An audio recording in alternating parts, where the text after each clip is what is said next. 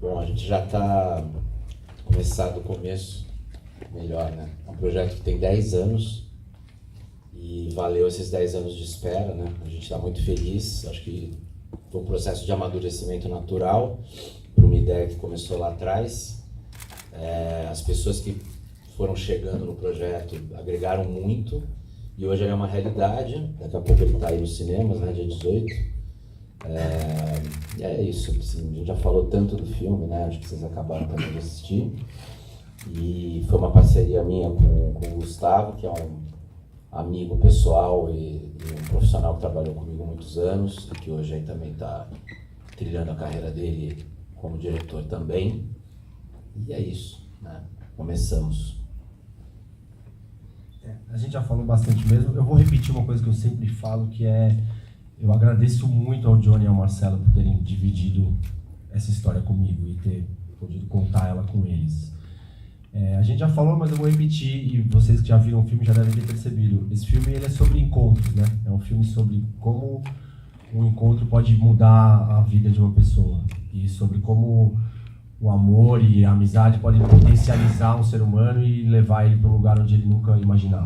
É um filme que conta essa história desses dois jovens de periferia que ousaram sonhar, ousaram contar uma história e cantar uma história que talvez ninguém quisesse ouvir, ou eles não tinham certeza se as pessoas estavam prontas para ouvir ou não, mas eles acreditaram e contaram, e está aí hoje. O Marcelo até hoje lançando disco atrás de disco. Acho que é isso. E vivendo esse sonho, né? O filme, a frase que me fez lá atrás mesmo, e tem tempo isso, que mexeu muito comigo, foi quando o Marcelo falou que ele vivia um sonho que não era dele. Esse sonho nasceu com o Skank, que é esse... acho que o Skank deu um... que infelizmente não está mais aqui. E esse filme partiu desse lugar, né? O Marcelo literalmente verbalizar isso, dizer: Johnny, isso tudo que aconteceu comigo veio por outra pessoa, veio por um cara que eu conheci do nada, que mudou minha vida completamente. Então o Legalize Já, ele é um filme sobre amor, sobre amizade. Agora, se cada um dos atores e o Paulo puderem falar um pouco do projeto, dos seus personagens. Então, antes dos atores. Tem que botar a boquinha pertinho. Antes dos atores se manifestar, dizer que foi um prazer enorme durante essa década trabalhar nesse filme. Logicamente, né, Cinema Nacional continua tendo um prazo longo para a realização, mas esse especialmente por várias questões que surgiram no caminho. Mas está aí, conseguimos de fato levantar o projeto. Claro que um projeto como esse é engraçado, né? Até na discussão do nome, quando a gente fala Legalize Já, todo mundo imediatamente liga a droga, a apologia da droga, e razão pela qual a gente, durante todo o percurso, teve inclusive dificuldade de captação de recursos para esse projeto, fora os fundos públicos oficiais, né? A gente teve resistências, várias resistências, isso logicamente atrasou todo o processo. Mas o que eu queria dizer é que, apesar de atrasar, como o Johnny falou, eu acho que foi um processo muito de amadurecimento mesmo. Talvez o primeiro roteiro, iniciado lá pela Patrícia Andrade, com Nelson Mota, depois pela mão do Luiz Bolognese, terminando com o Felipe Braga, talvez aquele primeiro roteiro não fosse, de fato, o que a gente devia ter colocado nas telas.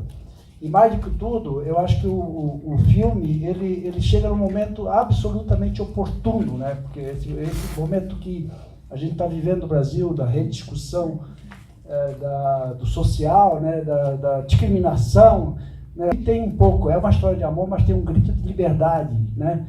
Que talvez seja o que a gente continua sentindo no momento de hoje. Então, eu acho que ele não parece um filme dos anos 90, né? Ele é bastante atemporal, os temas são atemporais, acho que a temática, as discussões, a superação, ela tem muito a ver com o processo de hoje. Mas, antes de tudo, a gente, de fato, conseguiu viabilizar nesse tempo. Queria agradecer aí os diretores, o Jones e o Gustavo, os roteiristas que passaram pelo projeto, especialmente o Felipe Braga, e, logicamente, os atores, porque sem eles a gente não teria esse projeto. Interpretaram maravilhosamente bem todos os personagens, incorporar. E, lógico, não podemos esquecer do Marcelo D2, que está numa turnê viajando fora do país, mas também se entregou, né? Se entregou ao projeto. Acho que ele participou, foi quase que um profissional da produção, na verdade, durante todo o processo. Acho que, desculpa, só para finalizar, acho que a coisa mais bonita que eles trouxeram pra gente, os atores, foi a interpretação deles desse personagem. Ninguém saiu imitando ninguém, né? Não era uma caricatura de fazer uma cinebiografia. É sempre difícil, né? Porque você fica entre a semelhança física, ou se o ator sabe cantar ou não. E eu acho que o que eles trouxeram de mais bonito pro filme foi eles, né? Foi a entrega que eles deram, e eles fizeram o personagem deles. Obviamente o filme é baseado nessa história, né? Não é uma recriação totalmente formada, totalmente focada na realidade. O filme tem ficção misturada com realidade, ele é baseado na história. E cantaram, né? Importante falar que eles cantaram, Sim. não sei se todo mundo sabe, mas todas as músicas que estão lá foram gravadas pelo Renato e pelo Igor. Tá no ar. Conta aí. Renatinho começando, claro. Desculpa, amigo. Pernambucano, fazendo um carioca. Na verdade, eu preferia até deixar umas coisas para as perguntas, mas eu tenho muita história para contar. Esse maluco que me chamou, eu que aceitei, mas realmente foi a loucura mais inteligente da minha vida, assim, porque foi um grande desafio, mas foi muito prazeroso, foi realmente muito difícil, foi a coisa mais difícil que eu já fiz na minha vida, dependente de resultado. Eu nem sabia que todos tinham visto. Puta merda, mas que bom. Vocês viram. Mas foi realmente a coisa mais difícil que eu já fiz na vida, mas eu acho que também é que eu tive mais prazer ali no dia a dia em estar me jogando. Essa coisa da música que o Gu falou, inclusive, hoje a gente comentou lá num programa, 8 meses antes da gente começar a rodar, sem nem ele saber, por minha iniciativa, eu criei uma banda e passei 8 meses cantando, só tocando músicas do Planet, tentando de alguma forma me inserir naquele lugar tão distante de mim e que ao mesmo tempo estava tão próximo, né? Então foi muito bom, muito profundo, muito prazeroso, muito gostoso, muito difícil. Foi um misto assim de sensações, mas uma honra assim, e estou muito feliz também. Agradeço muito a todos. Principalmente ao Johnny ali, que me convidou num carnaval, né? No carnaval, o cara me dizia pra mim que eu vou fazer o D2, eu falei, tá bom.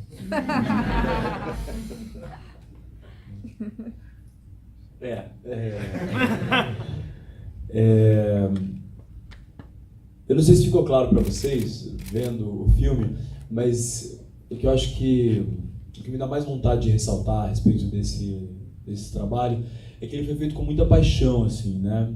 O Johnny é um cara muito apaixonado, o Gu também é muito apaixonado, e todos nós acabamos nos apaixonando muito por esse filme.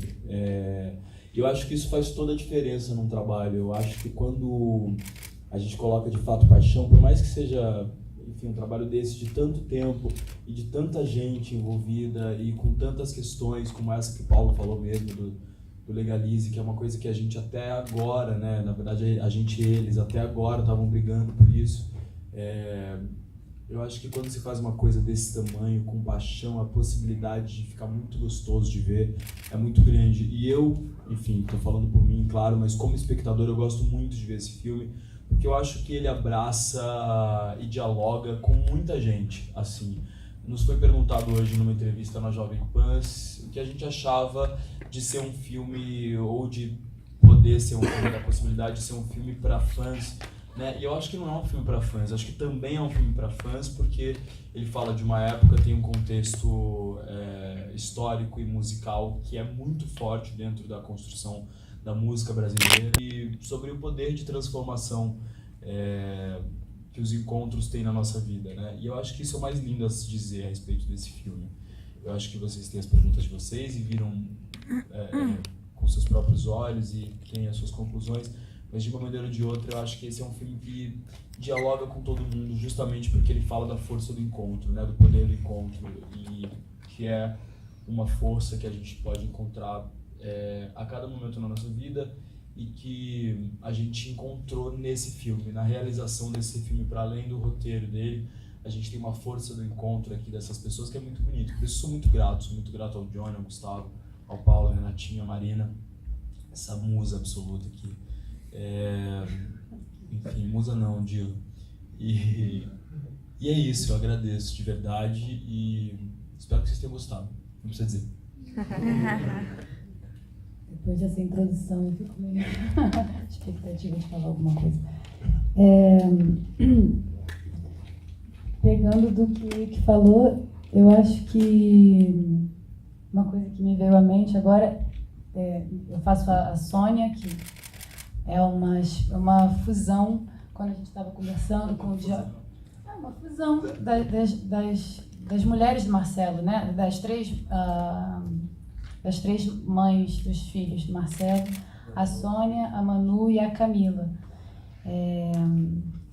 E quando a gente estava estudando o roteiro, foi realmente um processo muito, muito amoroso, assim, tanto da parte da direção, da produção, do contato com o Marcelo, de poder mergulhar na vida de alguém que está vivo e trocando e conhecendo. E eu ficava pensando, legal, eu sou o par romântico dele, mas o encontro amoroso mesmo desse filme é do Skank com o Marcelo. Porque é muito forte, né, assim, essa coisa, me toca muito, assim, o Skank, essa figura que vê no outro uma coisa que ele mesmo não estava vendo, não estava percebendo, a gente fala, não, cara, vamos aqui que você tem um negócio que se a gente se juntar, a gente vai. E aí, Planet Hemp, né? Então também é uma alegria poder ter conhecido o Skank, em memória. Gente, fico feliz de responder, assim, para apresentar, falando assim, também fico aberta a perguntas. E foi uma grande alegria, um prazer, feliz. Eu achei muito legal esse processo que vocês mostram no filme da construção da música. No caso, vocês usam a Legalize Já como o arco do filme, desculpa, durante o filme inteiro. E eu achei muito interessante isso. Eu queria que vocês comentassem como foi essa construção em cima da música, do verso do Marcelo D2, até a música que eles apresentavam no show com a banda completa. Isso, enfim, a minha relação com o Marcelo, profissional e naturalmente depois como amigo, começou no VMB, né?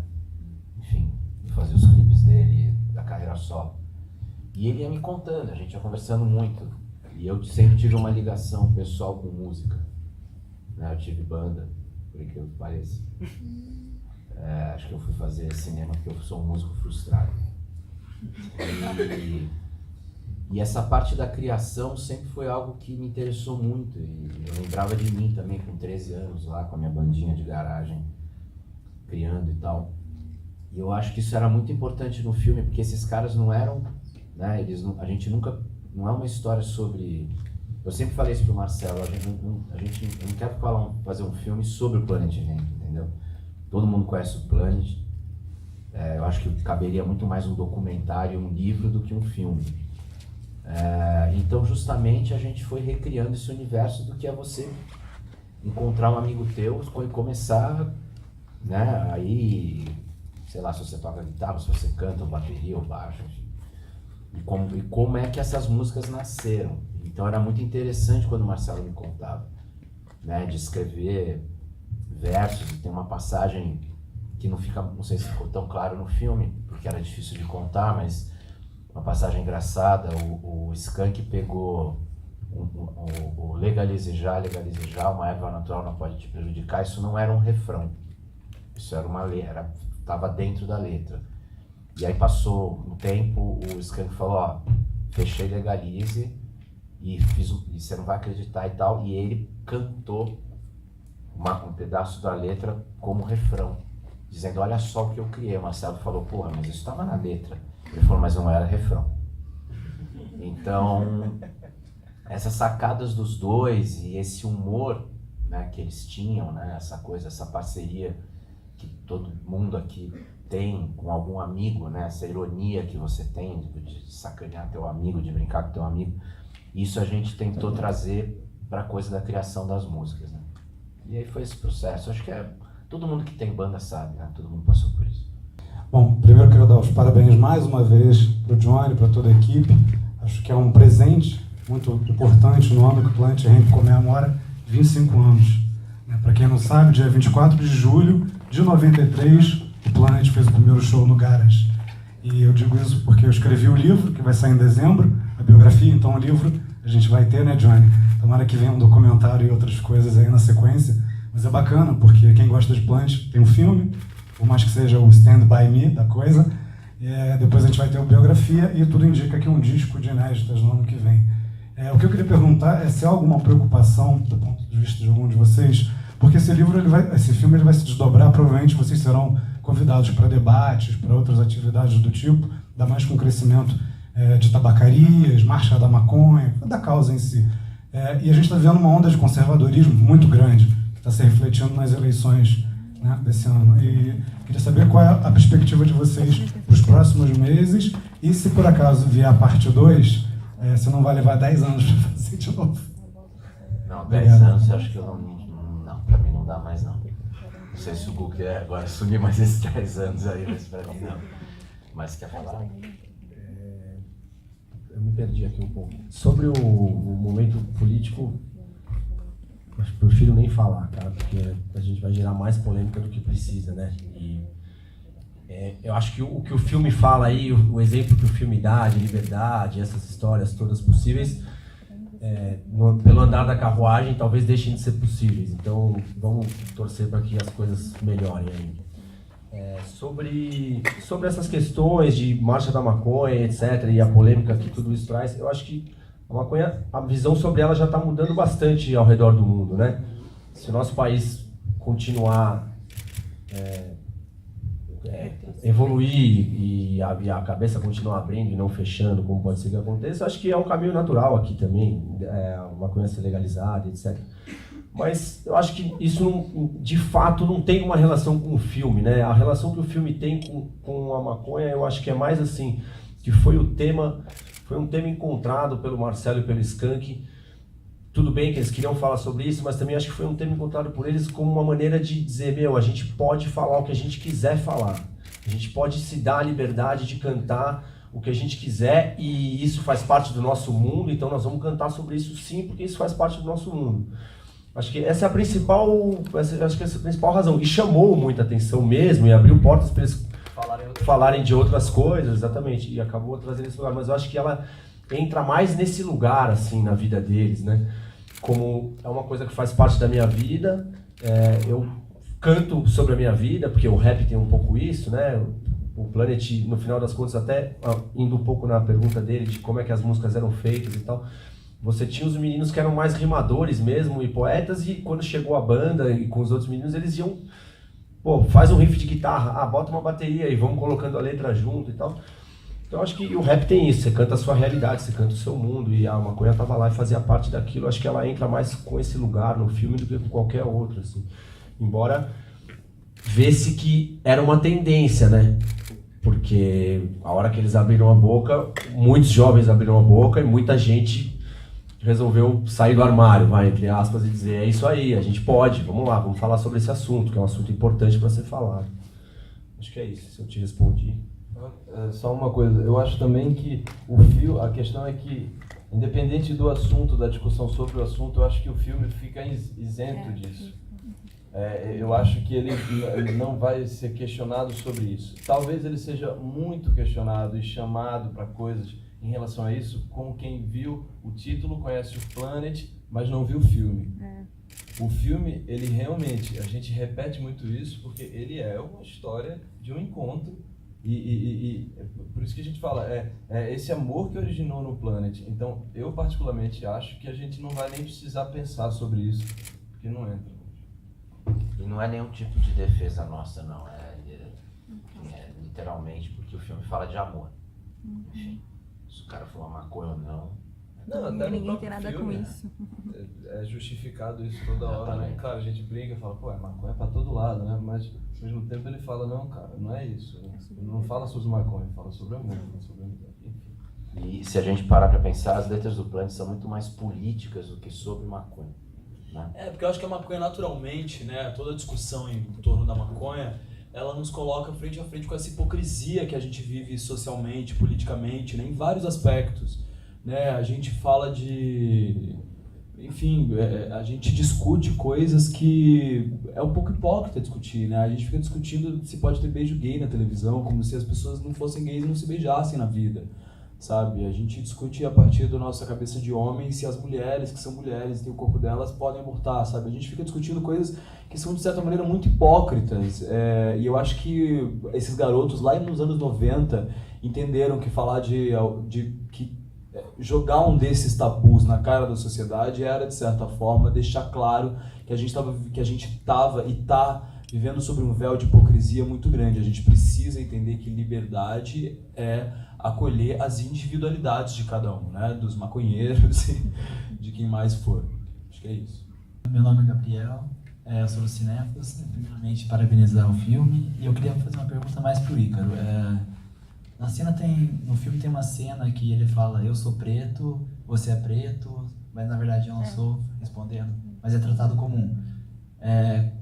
Você já sofreu muito fortemente o que o Skank sofria, o que o D2 sofria? E como é que vocês pensaram nessa cena? Como é que é trabalhar essa repressão, liberdade, tudo isso no filme? Eu acho que é ingênuo perguntar para uma pessoa negra brasileira se ela sofreu ou sofre preconceito, né? Quando a gente se depara com esse assunto e se volta para ele, a gente entende que isso é estrutural, porque há 130 anos libertaram milhões de pessoas e basicamente com um documento só, né? E não liberdade social, liberdade profissional, liberdade de vida e cultural. Então acho que é disso que o Skank está falando, basicamente, né? A negritude no Brasil, ela abraça um lugar social que está basicamente linkado com a pobreza, né? As pessoas que são pobres no Brasil, elas são tratadas no mesmo bonde que as pessoas negras do Brasil.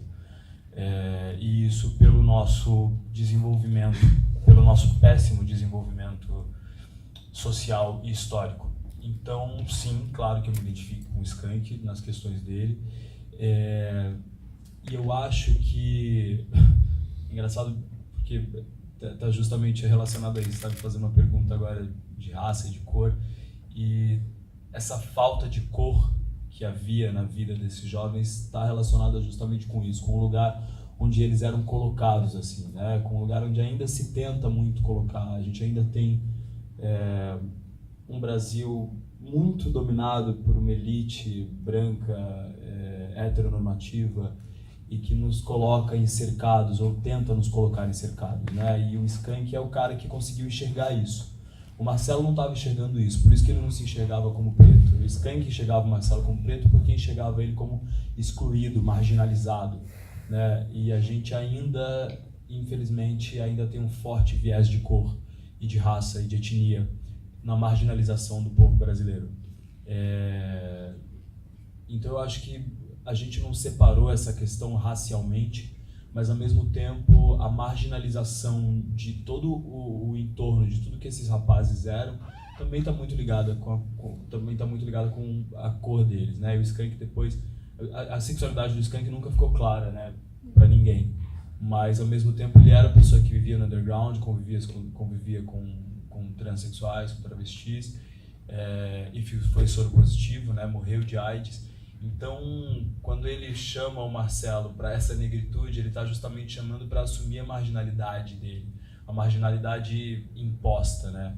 Porque a partir desse entendimento, né, a partir de se ver como preto na sociedade, ou se entender no lugar do marginal, que você pode fazer alguma coisa para mudar o seu entorno.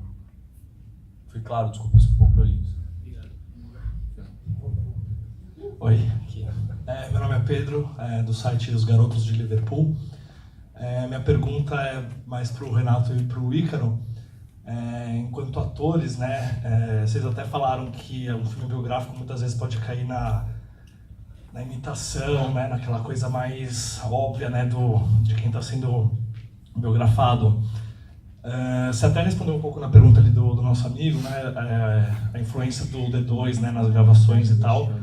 Eu queria saber, na construção do personagem de vocês, né, porque tinha o cara lá que, né, influenciando, né, na forma como você fazia, e no caso do Skank não. Então eu imagino que a construção, acho que do personagem, a forma como aborda isso, seja um pouco diferente. Queria saber como foi para um ter o cara lá dando as opiniões e no caso do Skank, que é uma coisa um pouco mais do zero, apesar de que, né, você pode pesquisar 1000 coisas sobre a vida dele e tal. Então, queria saber um pouco nesse sentido, como foi a criação dos personagens.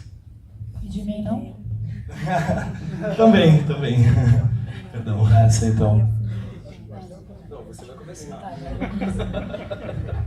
Não, é porque, enfim, a cabeça vai esquentando, vai pegando no tronco e eu vou falando, ai, queria ter falado. Enfim. A Marina é ótima para falar de processo, porque a Marina é ótima de falar, porque ela fala. E aí o Ícaro cria uma grande expectativa e agora minha cabeça tá pensando que eu tenho que atender. Não. Mas, calma aí, tem coisas que eu queria falar. Posso voltar? Só porque aí, voltando... Não, porque tem uma coisa que, quando você estava perguntando isso, dessa questão da maconha, tem uma coisa para mim desse filme, do título, do Legalize Já, que é legalize já a vida, legalize já a maconha, legalize já o aborto, legalize já o amor, legalize já o direito dos corpos poderem estar indo e vindo, assim. A minha personagem, a Sônia, ela passa por um aborto, ela quase passa por um aborto, e ela... Aqui é melhor? E ela poderia ter sido uma das muitas mulheres que morrem, porque, de novo, né, a questão se a mulher vai abortar ou não, a mulher vai abortar, a questão é se isso vai virar uma questão de saúde pública ou não. E aí quem não tem grana tem uma grande chance de morrer, e quem tem grana vai achar lá o cara que vai fazer e vai dar tudo certo, assim. Então, eu acho que, da mesma forma, a maconha, embora eu sei que é delicado falar isso, porque a gente não quer que o filme vire só isso, né? Também é muito fácil ser estigmatizado de o filme faz apologia à maconha. Pronto, acabou. E todo o resto que está sendo dito vira só isso. Embora eu tenha morado o último ano em Amsterdã, e eu penso, isso, tinha que ser também uma coisa do Estado, sabe? Por que não ser controlado? Você vai para Amsterdã, as pessoas não estão fumando maconha em tudo que é lugar. Não é essa loucura, essa fantasia, vai todo mundo ficar... Não é mais uma das coisas que é organizada pelo Estado e controlada, e os impostos são colhidos daquilo, enfim. Então, eu acho que pra gente foi muito forte, porque a gente filmou esse filme em 2016. E hoje a gente está num cenário muito mais sombrio do que ali. Eu acho que tinha sido recém-golpe, quando a gente começou a filmar. E a gente agora está na possibilidade de voltar para a Idade Média, dependendo de quem ganhar a presidência. Vou deixar aqui o meu ele não. Vou continuar falando.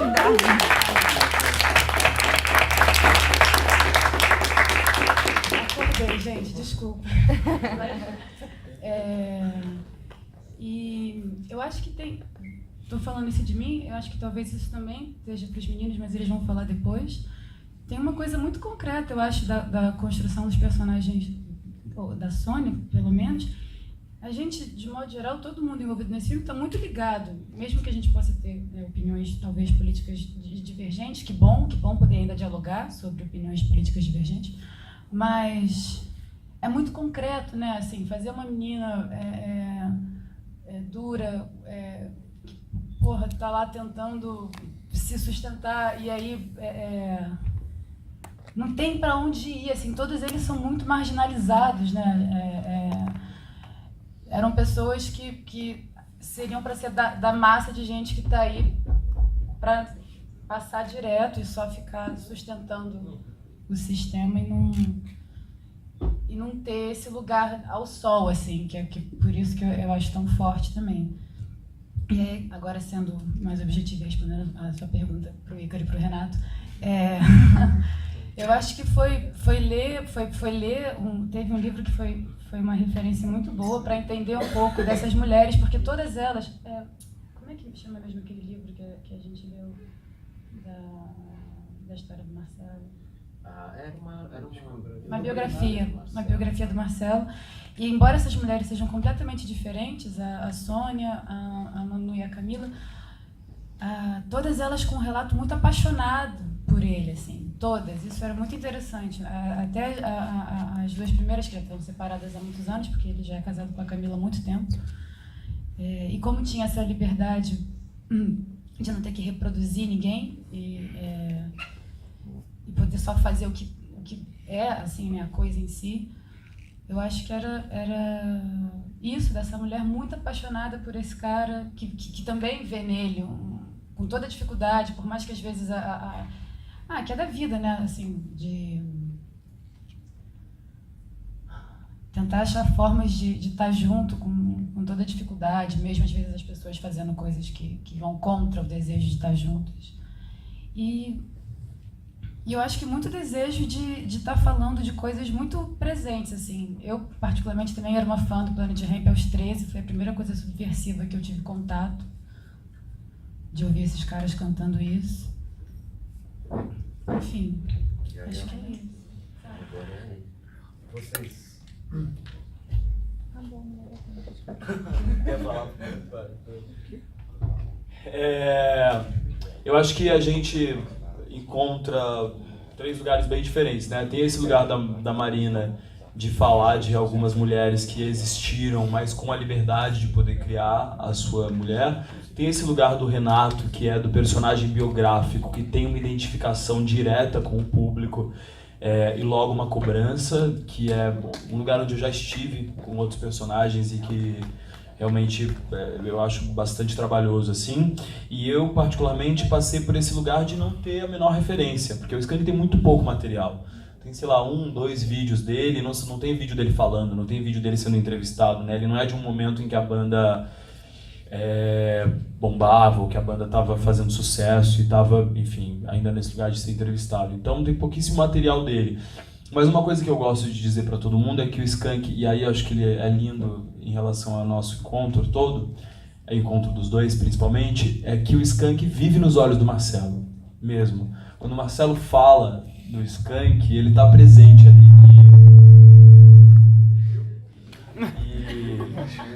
Não é? Eu não gosto dessas coisas, não. E eu acho que a minha construção, cara, ela parte muito desse lugar, entendeu?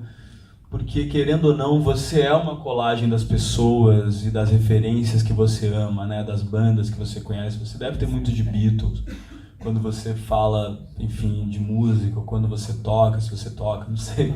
Mas o Skank está muito presente no que é o Marcelo hoje, assim. O Marcelo tem muito de Skank.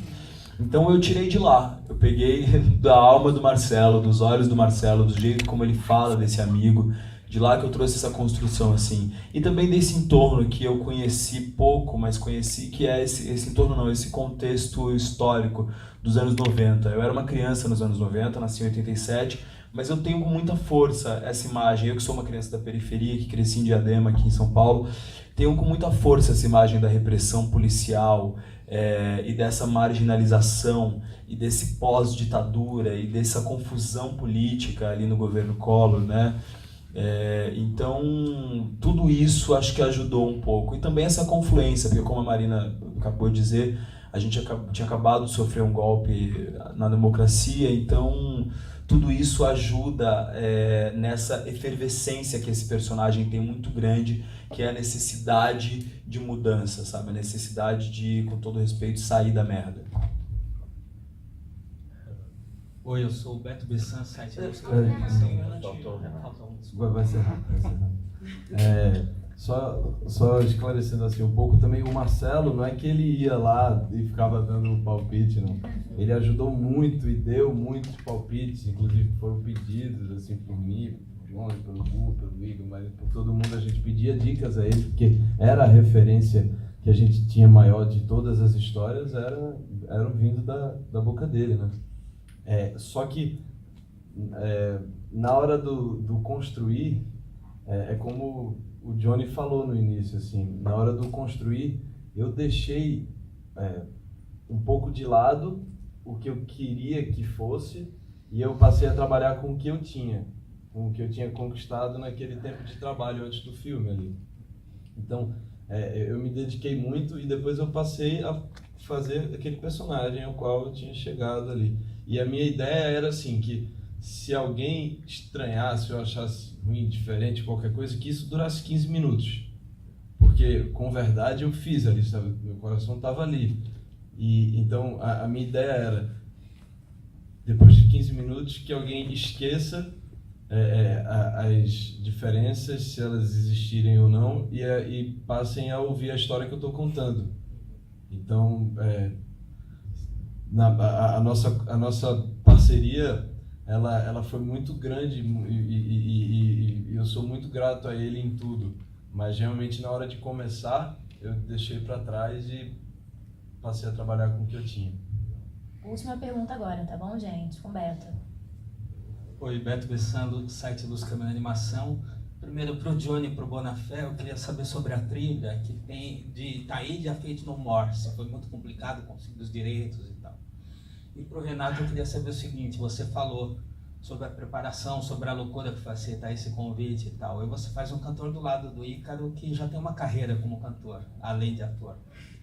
Se você tinha experiência como cantor, e agora você estava falando sobre a sua preparação, tem momentos, vários momentos, que a gente ouve a tua voz e tem a sensação que é o D2 falando, dá a impressão que está até dublando o D2, de tão impecável que está a tua voz, o timbre, sendo você um pernambucano.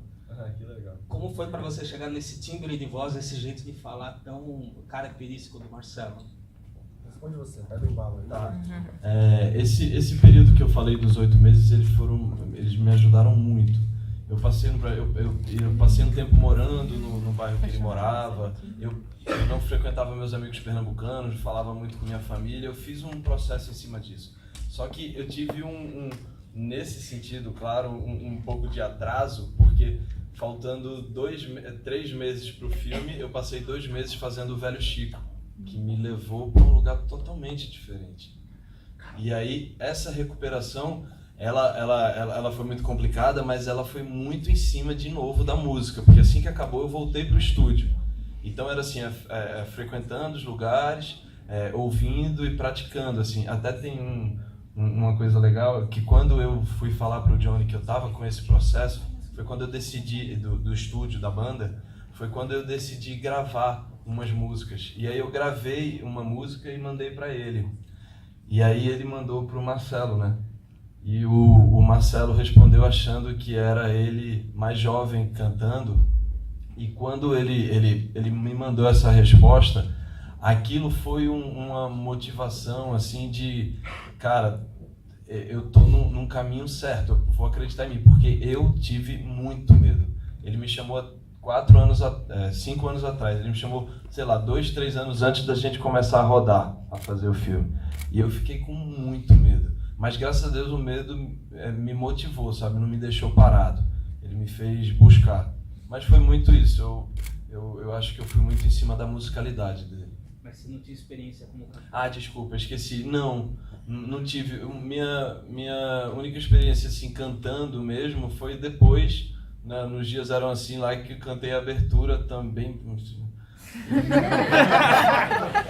Mas foi isso. E pô, ele sabe disso, que não é demagogia, não é nada. Ele me ajudou muito, porque eu dizia, meu irmão, principalmente nas cenas, as cenas que eram ali, os ensaios e a igreja, tudo, não foi gravado depois por nós, foi o que a gente captou ali. E eu dizia, meu irmão, por favor. Então, tem um momento, por exemplo, que a gente está lá na igreja cantando, que eu perco o flow, eu finjo que estou passando a página e ele, pum, vai em cima e me salva, assim, sabe? Então, as coisas que não percebem, mas que foi muito dessa ajuda, dessa troca, assim. Acho legal falando disso, assim, né? A gente aproveitar aqui e fazer uma valorização, uma validação do rap. Né? Porque o rap, ele tá além da música, né, cara? Como a própria sigla diz, Rhythm and Poetry, né? Ritmo e poesia. Essa combinação, ela pode ser demoníaca, porque você tá falando coisas mesmo, não que musicalmente você não esteja, mas a música te permite, às vezes, se perder na melodia ou no ritmo. O rap não, você tem que ouvir o que você tá falando e saber o que você tá falando e ter um ritmo pra contar isso pras pessoas, uma dicção e tudo mais. Mesmo com a minha carreira de cantor, te agradeço muito por isso.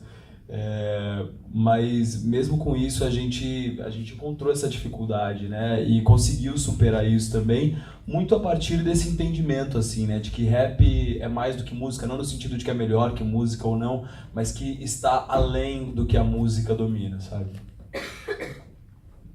filhos. Eu tinha, enfim, voltando, a música, desde que eu me lembro e conheço, tenho as minhas lembranças e tal, eu sou o 7º filho, são 6 irmãos, são 6 homens e uma mulher. Então, eu sou mais novo. Música para mim sempre foi muito presente.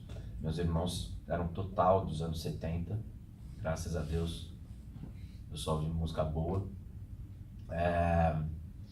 Então, assim, de novo, acho que se confunde muito a minha história também em relação a esse filme, porque, como eu disse, né, eu tive banda, depois eu comecei a estagiar numa produtora de publicidade na época, e aí são essas coisas que a gente nem sabe, né? Às vezes as pessoas me perguntam como é que você começou, e aí fica tão simplista, né, na hora de responder. Mas de uma certa maneira, um dia eu peguei uma câmera e comecei a gravar. Era difícil, né? Não era tão fácil o acesso ao equipamento na época, né? E eu gravei e comecei a gravar. Acho que o primeiro videoclipe que eu fiz na vida foi do Pavilhão 9, depois Detentos do Rap. Me juntei com essa galera do rap e acabei, por uma coincidência da vida, reencontrando o Chorão, que eu conhecia de antes da banda. E aí isso foi levando uma coisa na outra, Marcelo, por aí foi, enfim. Então eu vim desse lugar. Então a música para mim é extremamente importante. Ainda mais nesse filme, que a gente tem uma dificuldade muito grande no Brasil, né? É caro, o fonograma é caro, o dólar é caro. E a gente acaba fazendo as famosas primas irmãs das músicas que a gente gostaria de ter. E nesse ponto eu também sou muito grato ao Paulo, que batalhou muito pra gente ter as músicas originais. A gente gostaria de ter bem mais, bem mais. Não por uma questão comercial, não, porque isso fez muito parte da época, né? Foi uma época onde a gente ouvia muito pouco MPB, né? Eu lembro de uma época que MPB pra mim era tudo que eu não queria ouvir na vida. E isso também, graças a Deus, mudou bastante. E foi isso. Então, o máximo que a gente pôde trazer para contar aquela época, a gente batalhou e batalhou muito. E isso realmente foi porque eu, Gustavo, a gente pode trazer inúmeras referências, né? A gente, né, a gente conhece música, a gente, enfim, bastante, inclusive, mas assim, quem poderia viabilizar isso era o Paulo. Novamente, é difícil, né, o acesso do cinema nacional a uma trilha, uma música, é bem difícil. É por isso que é tão pouco usado, infelizmente, né? Então foi isso, foi natural. Na verdade, era mais um componente do nosso universo, né? A Lapa, os atores e a música. Bom, você imagina como foi também divertido pra gente só de ficar cavocando lá nos anos 90. Putz, vamos pegar esse clipe. Esse clipe aí na montagem, a gente pirou com isso. Tem coisas que estavam lá que saíram porque não deu pra comprar, tem coisas que estão lá desde o começo porque a gente queria muito, e foi um baita de um trabalho mesmo da Academia de Filmes conseguir comprar tudo isso, videoclipe, música gringa, é difícil mesmo de comprar. E mais uma coisa importante da gente falar da trilha é que todo o resto da trilha que tá lá foi composta pelo Marcelo, né? Então a trilha sonora do filme mesmo é composta pelo Marcelo. Pelo Marcelo, Lourenço e o Maurinho. Mauro. Eles tocam com ele, né? E tocam no projeto solo. Eles têm um projeto de jazz também que é incrível, que chama Samba Drive, que é muito bom. E o Lourenço é baterista, o Maurinho é baixista. Inclusive eles estão tocando com o Legião, se eu não me engano, agora. E essa trilha foi composta por eles também. E foi incrível, né? Vem músicos compondo, além de músicas, trilhas, né? Que não tem nada a ver uma coisa com a outra. Uma coisa é música, outra coisa é trilha, né? Que a gente chama de trilha incidental. E o Caldato, que também acompanha o Marcelo desde a época do Planet, né? Pra quem não sabe, o Caldato foi produtor de um monte de gente bacana. Ele é casado com uma brasileira, com uma carioca. Produziu Beast Boys, produziu, enfim, um monte de gente. Bem rápido, enfim. E é isso, né? É isso. Certo, gente. Obrigado.